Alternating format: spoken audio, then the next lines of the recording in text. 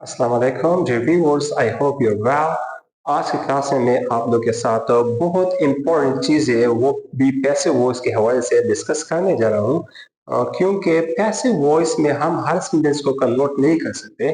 तो कौन से सेंटेंसेस को कन्वर्ट किया जा सकता है और कौन से सेंटेंस को हम कन्वर्ट नहीं कर सकते, तो ये सीक्रेट्स जानने के लिए आप लोगों ने टू वर्ब्स सीखने होंगे।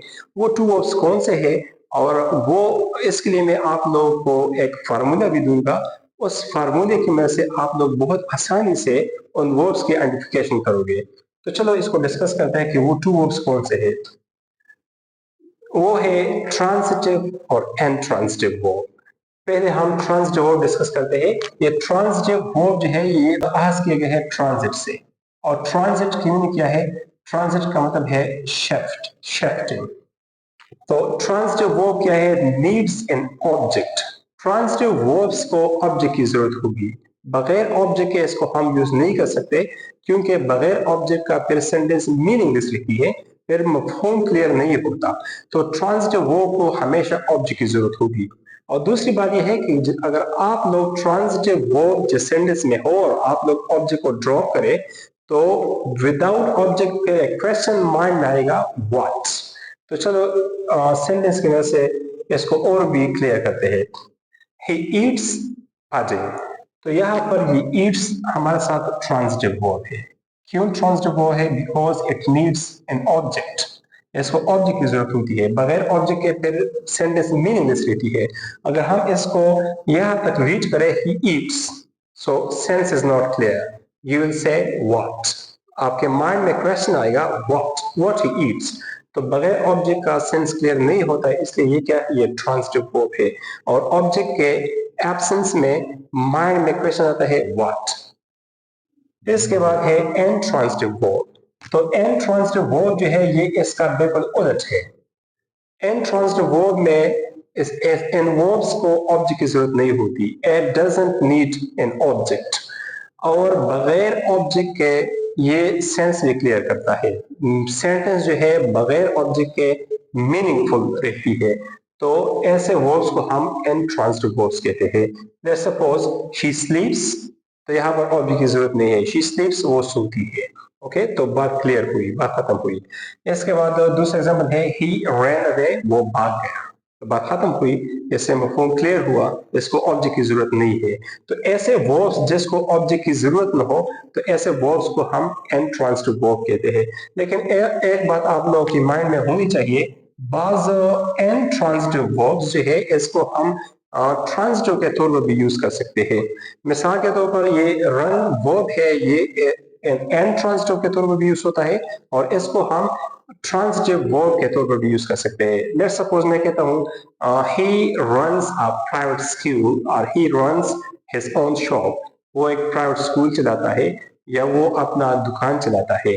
लेकिन फिर इसकी मीनिंग भी चेंज होती है। अगर इस वर्ब को आप लोग as an and transitive use करें, तो फिर इसकी एक मीनिंग होती है। लेकिन जब आप इसको एज अ ट्रांजिटिव यूज करोगे, तो फिर इसकी मीनिंग चेंज भी होती है। इसकी मीनिंग में फिर चेंज आता है। अभी फार्मूले की तरफ आते हैं।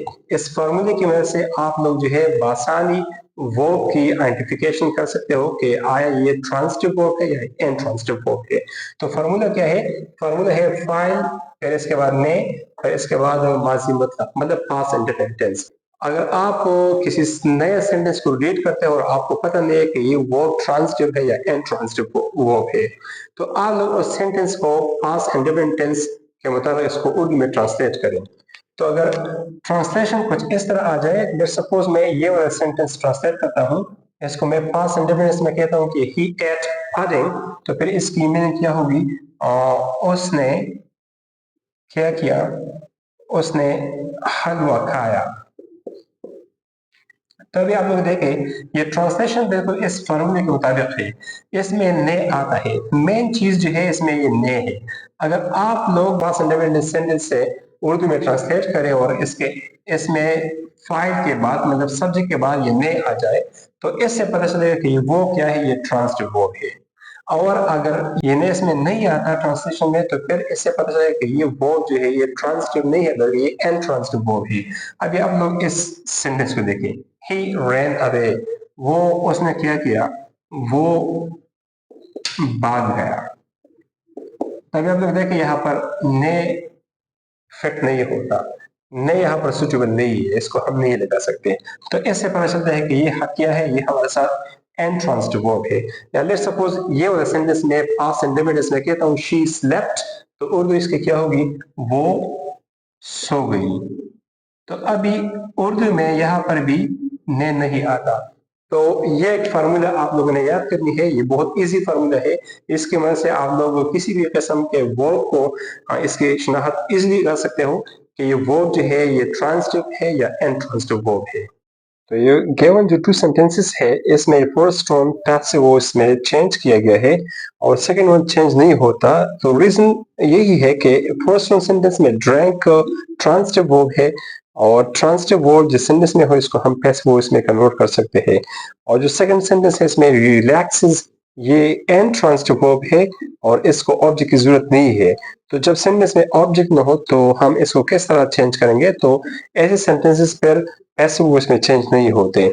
तो इसलिए ये ट्रांजिटिव और इनट्रांजिटिव वर्ब इसको समझना लाजमी है आप लोगों के लिए, क्योंकि आप लोग इन चीजों का पता हो तो तब आप लोग फिर सेंटेंस को कन्वर्ट कर सकते हो पैसिव वॉइस में, और जो कन्वर्ट नहीं हो सकता तो फिर आप लोग इसको स्किप करोगे।